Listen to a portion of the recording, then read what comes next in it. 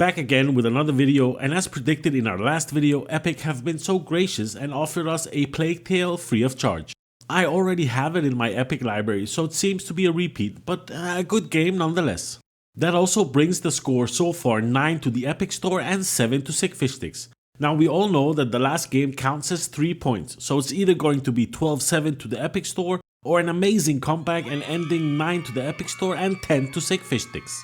We won't really know until tomorrow, but I'll see you guys in the comment section for a celebration of sorts, or a crying session if we lose. Anyway, a Plague Tale where you follow the grim tale of a young Amika and her little brother Hugo in this heartening journey through the darkest hours of history.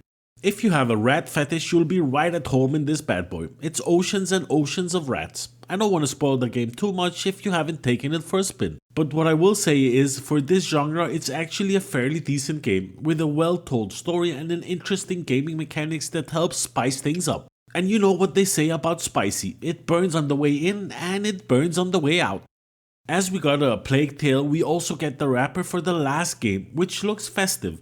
It's a bit weird that they didn't use this for the New Year's wrapper, but again, I don't work at Epic, so what the hell do I know?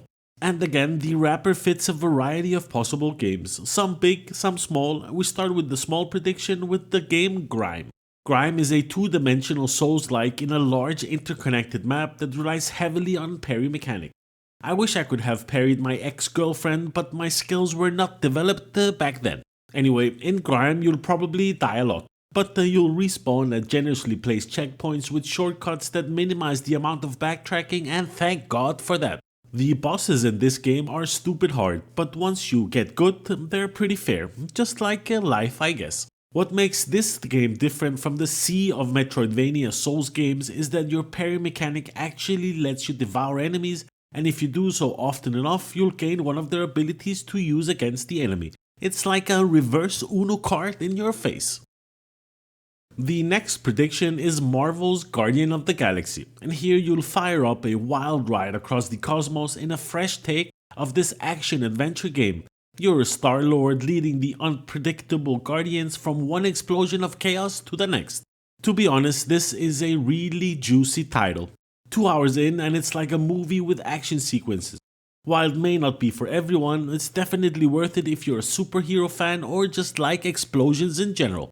Also, getting my ass pounded by a tentacle monster while jamming Never Gonna Give You Up also makes it Game of the Year material. A 10 out of 10 would do again. So all in all, we have a super cool single player story rich action adventure game that will without a doubt be the best freebie during the Epic Game Mystery event of this year. The consensus seems to agree that the game we will get is most likely Guardians of the Galaxy. Which, if is true, I think is a really good game to get and perfect way to end the Epic Mystery Game event. I must say to Epic that it's been a fairly fun ride, with decent games and some annoying fillers here and there, but that's to be expected.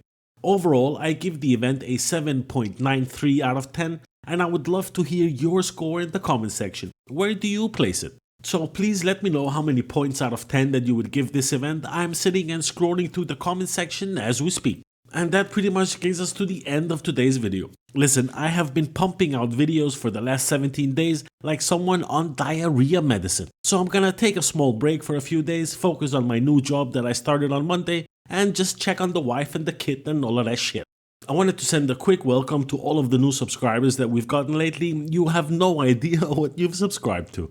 But thank you nonetheless. And that brings us to the end of today's video. Thumbs up if you liked it, thumbs down if you didn't, subscribe if you haven't, why not? Thanks a lot for watching and I'll see you in the next one. Peace.